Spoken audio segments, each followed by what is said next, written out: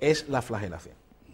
Y voy a explicar por qué. ¿Qué se castiga en la flagelación? Ahí, en la flagelación romana, pues no había límite. Se habla de que se utiliza el flagrum romano, que era una especie de látigo con una serie de cuerdas donde había unas bolas de plomo o colocaban huesecillos.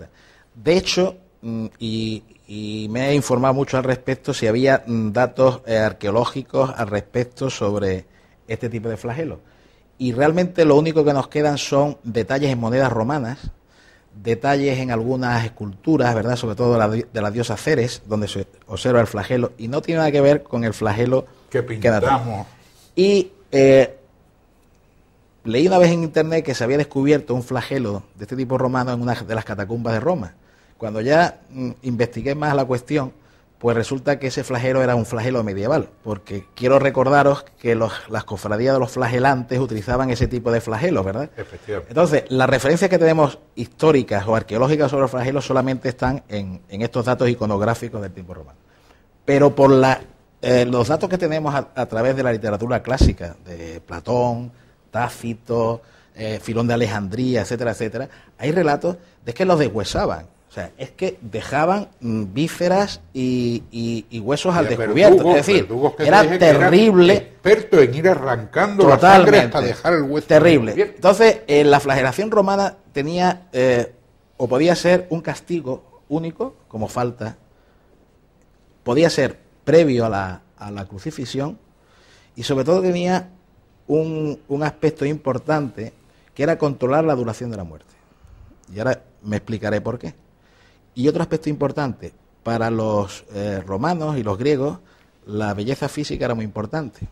Y desfigurar de esa forma tan terrible, ¿no? O sea, destrozándote, o sea, volviéndote una masa sanguinolenta, pues era también una forma de humillación.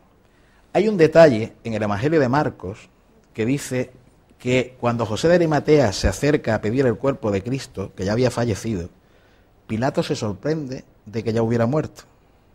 Esto a mí siempre me intrigó. ¿Y por qué Pilato, que estaba acostumbrado a ver muchas ejecuciones romanas, después de que parece ser, según los relatos de Juan, que Jesús es sometido a una flagelación muy intensa, con tal de liberarlo, y ofrecerlo al pueblo totalmente desangrado, deforme, para contribuir a que el pueblo se aplacara? ¿Cómo es posible que aproximadamente, según los relatos pascuales de la Pasión, pudiera estar, según la hora, aproximadamente entre 3 y 6 horas en la cruz? ¿Cómo se sorprende Pilato de que hubiese muerto tan pronto? Hay referencias a que los crucificados podían vivir 6, 7 días, y que se dejaba expuesto a morir lentamente. Entonces, ¿por qué? Porque si tú cuelgas a una persona de una cruz sin ningún tipo de apoyo, aunque sea con clavos en pies y manos, como decía Adolfo, tiene que someterse a un ascenso y descenso de la cruz para evitar un problema respiratorio. Entonces, si Jesús está de 3 a 6 horas, los otros, los ladrones, que en fin, más que ladrones eran, parece ser, otra cosa, pues seguían vivos. Y no hay ningún tipo de dato que nos diga que no fueran sometidos a los mismos tipos de actos previo a las mismas vejaciones. ¿Por qué? Pues probablemente primero porque fue una flagelación muy intensa. Entonces llega un shock hipovolémico, un shock traumático y un fallo multiorgánico, que es al final lo que... Pero ¿por qué muere tan pronto? ¿Por qué se sorprende Pilato si él sabía que lo había flagelado intensamente? ¿Por qué no morían por asfixia? La crucifixión era lo más cruel, era un acto de castigo ejemplar, reservado para rebeldes, para sediciosos. Jesús es crucificado y acusado, y no nos equivoquemos, por Roma. Sí. Por Roma como sedicioso. Entonces, la crucifixión era una muerte lenta, y a los crucificados les colocaban un asiento, lo que se llama sedile, está reflejado hasta los primeros padres de la Iglesia, que tuvieron referencias históricas incluso de los propios discípulos de Jesús, de Pedro, pues hablan de que la cruz de Jesús tenía un asiento.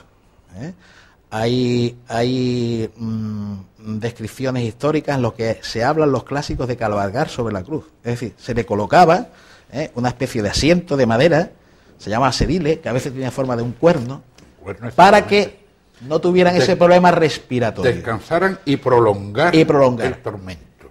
Y otra de las cuestiones que siempre se ha dicho para hablar de que Jesús no fue enterrado, es que es verdad que los romanos dejaban que los cuerpos se pudrieran y luego los echaban en fosas comunes.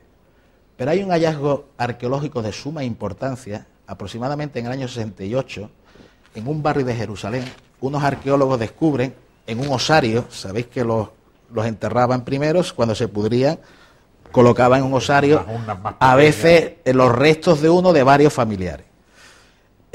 Pues se descubre un osario donde, con sorpresa, de un individuo que se llamaba Jehoanán, Juan, se descubre un trozo del esqueleto de él, que es el hueso del talón, que se llama calcáneo, donde se encuentra un clavo de unos 11,5 centímetros. Podría coincidir con las medidas. Y es el único dato o hallazgo arqueológico que tenemos de un crucificado. Luego se han hecho muchos estudios y parece ser que estaba crucificado con los talones atravesados por un clavo, además lo más fácil que tenían los romanos, o cualquiera que fuera a crucificar los talones, porque es el hueso más amplio que hay y es un hueso muy resistente. Sin embargo, había que ser un experto.